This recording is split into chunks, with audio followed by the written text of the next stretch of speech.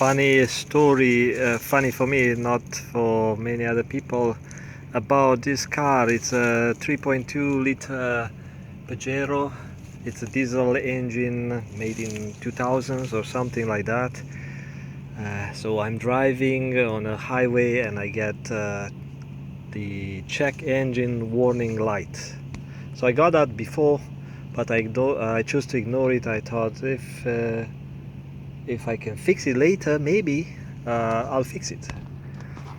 And last year it went into sort of a limp mode. I lost power while I was going up on the bridge crossing the river, and it was doing 60 kilometers an hour. I could not drive faster than that, and I got panicked. So what I did, I pulled aside, turned the engine off.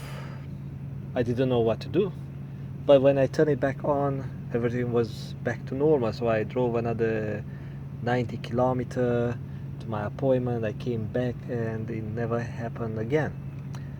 And now a few days ago I got that light after idling. So I was idling for a bit and I ignored the light because I thought is due to the idling, and I went to the mechanic for suspension check, and he showed me some crack on the exhaust, and I thought maybe some sensor, some oxygen sensor, like those gasoline engine, like petroleum engines have some oxygen sensor around the catalytic converter. So this was not the case. Anyway, so yesterday I had a bad experience on the highway. So I'm driving on the highway, I get this engine light, red light in the dashboard, and lost power. And I could see the engine gauge, the speed. The car was going slower and slower until it was doing about 60.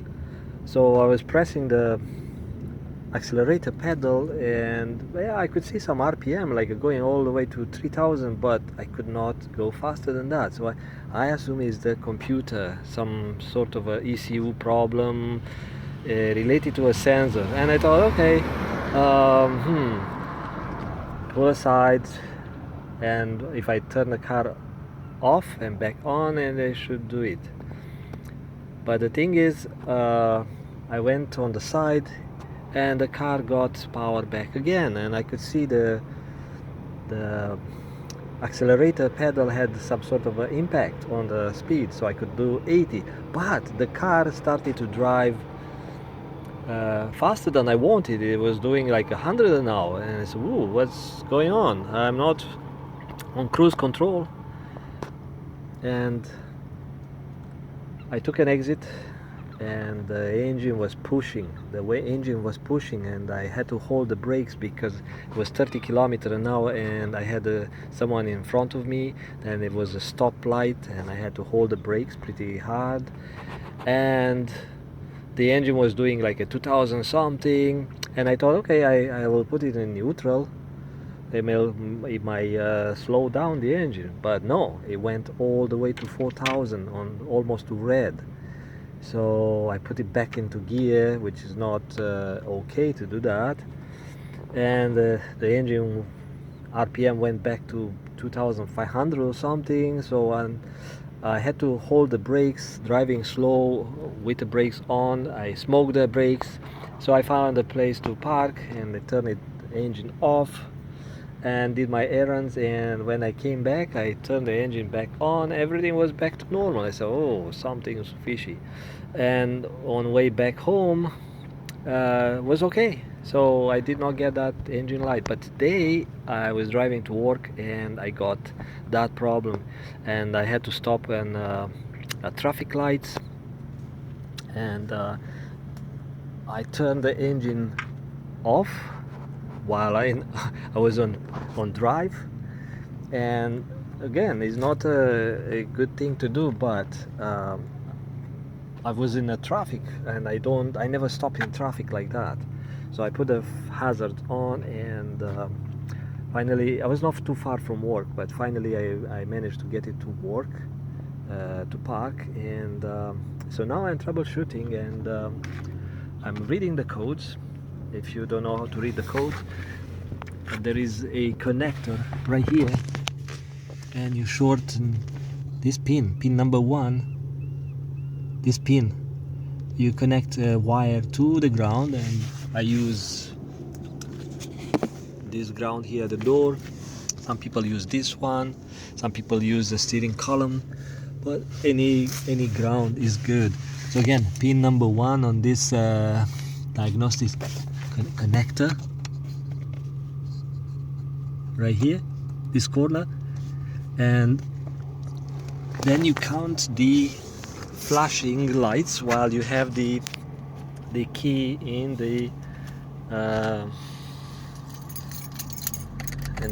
ignition key. So you look at you will see a bunch of flashing lights, including this light, which is related to the transmission, but you concerned about this one, this guy. So you count that one. So in my case, I got 2 long ones, light, short pause, then 1, 2, 3, then pause, then long, and 7. 1, 2, 3, so 7. So 23 and 27 code, and it was related to accelerator pedal position sensor. Okay, so I'm reading some internet. Good thing that we have internet, and some people tell you something, other people tell you something else, but there is the connector that connects to the accelerator pedal. So if I look here, I see the pedal, but it's disconnected. So right here used to be my black accelerator position sensor, which has a kind of a mechanism that connects to the gas pedal, to accelerator pedal, and I'll show you how it looks like. I have it on the desk, but also, since I was doing some work on this thing, I took the cover, I cleaned with you can use some brake cleaner to remove some of the gunk. So I checked this valve here. I took the air intake that comes from the turbocharger, took the air intake out, I sprayed some stuff inside. I said maybe it's not a good idea, so don't do that unless you use a special thing for diesel, because you may get some trouble there. Oh, it woke up. So just remove this one. You can spray in a gasoline engines, you can do that. You can even clean the throttle body, but I'm not familiar with diesel, so I'm not giving you any single advice here. But I cleaned some of these things which was full of gunk, the engine covers and all that underneath. So you can use I use different substance. I won't give you advice, but engine degreaser might work. So then, like I said, I check for free play of this this thing that connects to the throttle valve, the throttle plate right here, and everything was fine. Then I squeeze this vacuum line, see any feeling, any kind of if I sense any pulses and stuff here. So nothing. I mean, I'm not a mechanic, but I try different things, and also I cleaned this tube here. Sometimes you get some gunk. Then there is another valve right here. I check, there is a membrane you can push, you feel it moves freely. Okay, so what can I do? What else? But I'll show you how that sensor behaves. So I have to mention that again, I'm not a mechanic. And this is not a video advice, so don't follow what I say. It's just for entertainment purpose, or you may get some value out of it. But this is not to help you to fix your car, because I'm still working on troubleshooting this problem. But what I notice here, this one is made out of two potentiometers and some sort of a resistor switch kind of for idle. So you have one potentiometer here. You see a bunch of pins, and so you have three pins which are part of one potentiometer, which is one, they call it sensor, but it's actually potentiometer. And you have three pins for the other one. They call it backup. So for safety, they have two potentiometers, and it's like those stereo potentiometers. You can tell that, like a double. And in the middle there is something is being used for idling. So it measures the position of this rotating shaft right here, and tell the ECU, the engine computer, that it's supposed to idle. The engine is supposed to stay at idle, maybe 700-800 RPM. So if I look at this multimeter screen, I'm supposed to see a smooth change. So what I do, I just rotate this one, and this one goes all the way to 4.9, let's say 5 kilo ohms, and looks okay. But if I go smooth to bypass the slow response of this multimeter,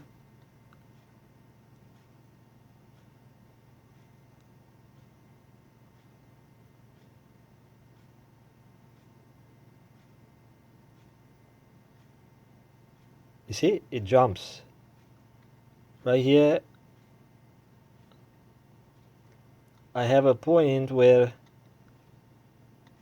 it jumps. So I won't go into details to demonstrate how it works, but you should use a better, no, let's say an older voltmeter or ohmmeter, actually, the ones with the needle, because you can see some response, you can see some jump. So with this one is too slow. Or maybe you want to use an oscilloscope. If you want, maybe with that one you will see some interruptions into the potentiometer. And when I put the leads on the other potentiometer, it's more smooth. But the thing is, one is being used as a backup.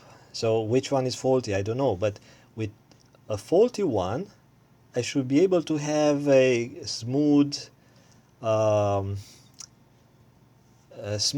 control of the throttle, I mean of the acceleration at of the RPM, with one potentiometer, because it's being used as a backup. So the backup sensor or the potentiometer should ensure that the engine goes from 700 or some idling RPM to 3000, whatever, smooth.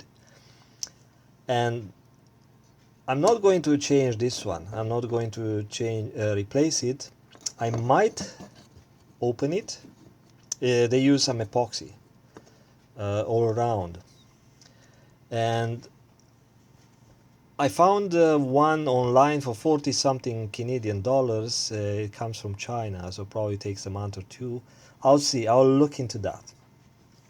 But I might open it, clean it inside with a contact cleaner. Again, this is not an advice how to do it. And see how it goes. But my assumption is that it's something common. The 5 volts or 3 volts, whatever comes from the ECU, a common voltage that is feeding the two potentiometers. And if that one is variable, maybe a regulator, like a voltage regulator, is faulty or has bad soldering joint, I don't know, then is useless to replace this thing. So first thing what I'll do, I'll take it apart.